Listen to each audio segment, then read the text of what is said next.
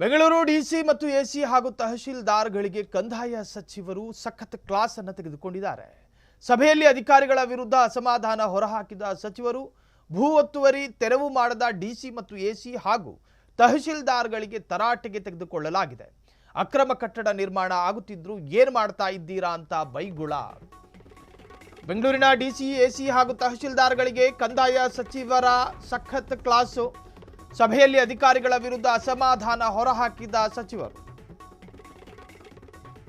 ಭೂ ಒತ್ತುವರಿ ತೆರವು ಮಾಡದ ಡಿಸಿ ಎಸಿ ಹಾಗೂ ತಹಶೀಲ್ದಾರ್ಗಳಿಗೆ ತರಾಟೆ. ಅಕ್ರಮ ಕಟ್ಟಡ ನಿರ್ಮಾಣ ಆಗ್ತಾ ಇದ್ರು ಏನು ಮಾಡ್ತಾ ಇದ್ದೀರಾ ಅಂತ ಹೇಳಿ ಬೈಗುಳ. ಸರ್ಕಾರಿ ಜಮೀನು ಒತ್ತುವರಿ ಆದರೆ ತಹಶೀಲ್ದಾರ್ ಅವರೇ ಜವಾಬ್ದಾರಿ. ಪ್ರತಿಯೊಂದು ಖಾಲಿ ಸರ್ಕಾರಿ ಜಮೀನಿಗೆ ಬೇಲಿ ಕಾಂಪೌಂಡ್ ಹಾಕಲೇಬೇಕು. ಎಷ್ಟು ಅಕ್ರಮ ಲೇಔಟ್ ಡೆಮಾಲಿಷನ್ ಮಾಡಿದ್ದೀರಾ, ಎಷ್ಟು ಎಫ್ಐಆರ್ ಮಾಡಿದ್ದೀರಾ ಪ್ರಶ್ನೆ ಮಾಡಿದ್ದಾರೆ. ಗೋಮಾಳದಲ್ಲಿ ನಿರ್ಮಾಣ ಆಗಿರುವ ಅಕ್ರಮ ಲೇಔಟ್ ವಿರುದ್ಧ ಯಾಕೆ ಕ್ರಮ ಆಗಿಲ್ಲ?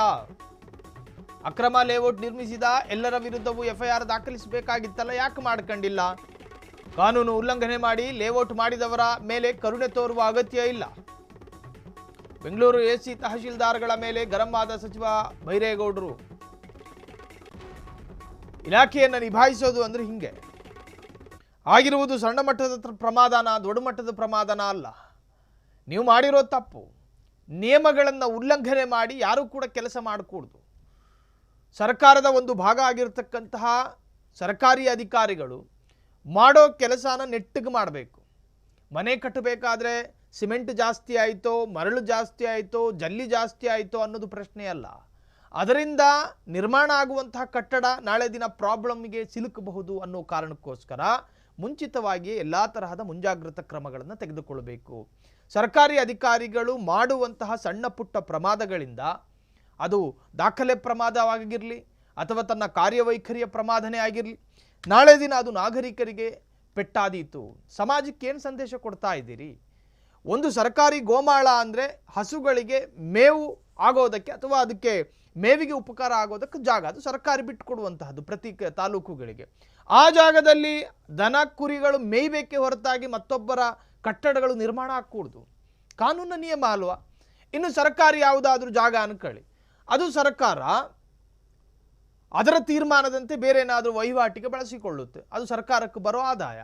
ಅದನ್ನು ನೀವು ಖಾಸಗಿ ಜನರಿಗೆ ಪರಭಾರೆ ಮಾಡಿಕೊಡ್ತೀರಾ ಅನ್ನುವುದಾದರೆ ಇದು ಬೈರೇಗೌಡರು ಕೇಳಲೇಬೇಕಾದಂತಹ ಪ್ರಶ್ನೆ. ಕೇವಲ ಮಾತುಗಳಿಂದ ಕೇಳಬಾರ್ದು, ಅವರ ಕಾಲರ್ ಹಿಡಿದು ಕೇಳಬೇಕಾಗಿರುವಂತಹ ಪ್ರಶ್ನೆ ಇದು.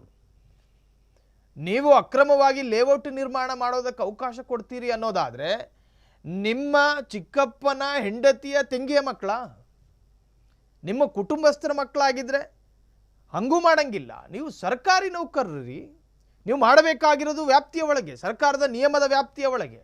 ವ್ಯಾಪ್ತಿ ಮೀರಿ ನೀವು ಕೆಲಸ ಮಾಡೋದಾದರೆ ಆ ಇಲಾಖೆಗೊಬ್ಬ ಸಚಿವರಿದ್ದಾರೆ ಬೈರೇಗೌಡರು. ಪ್ರಶ್ನೆ ಮಾಡೋದ್ರಲ್ಲಿ ಯಾವ ತಪ್ಪು ಇಲ್ಲ. ಭೂ ಒತ್ತುವರಿ ತೆರವು ಮಾಡದ ಡಿಸಿ ಎಸಿ ಹಾಗೂ ತಹಶೀಲ್ದಾರ್ಗಳಿಗೆ ತರಾಟೆ. ಅಕ್ರಮ ಕಟ್ಟಡ ನಿರ್ಮಾಣ ಆಗ್ತಾ ಇದ್ರು ಏನು ಮಾಡ್ತಾ ಇದ್ರಿ ಅಂತ ಹೇಳಿ ಪ್ರಶ್ನೆ. ಸರ್ಕಾರಿ ಜಮೀನು ಒತ್ತುವರಿ ಆದರೆ ತಹಶೀಲ್ದಾರ್ ಅವರೇ ಜವಾಬ್ದಾರಿ ಅಲ್ವಾ?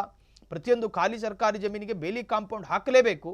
ಎಷ್ಟು ಅಕ್ರಮ ಲೇಔಟ್ ಡೆಮಾಲಿಷನ್ ಮಾಡಿದ್ದೀರಾ ಅಂತ ಹೇಳಿ ಪ್ರಶ್ನೆ ಮಾಡಿದ್ದಾರೆ. ಇನ್ನು ಗೋಮಾಳದಲ್ಲಿ ನಿರ್ಮಾಣ ಮಾಡಿರುವಂತಹ ಅಕ್ರಮ ಲೇಔಟ್ ವಿರುದ್ಧ ಯಾಕೆ ಕ್ರಮ ತಗೊಂಡಿಲ್ಲ? ಅಕ್ರಮ ಲೇಔಟ್ ನಿರ್ಮಿಸಿದ ಎಲ್ಲರ ವಿರುದ್ಧವೂ ಎಫ್ಐಆರ್ ಆಗಬೇಕಾಗಿತ್ತು, ನೀವು ಯಾಕೆ ಮಾಡಲಿಲ್ಲ? ಎಲ್ಲ ತರಹದಲ್ಲೂ ಕೂಡ ಅವರನ್ನು ತರಾಟೆಗೆ ತೆಗೆದುಕೊಂಡಂತಹ ಪ್ರಮೇಯಗಳು ನಡೆದು ಹೋಯಿತು.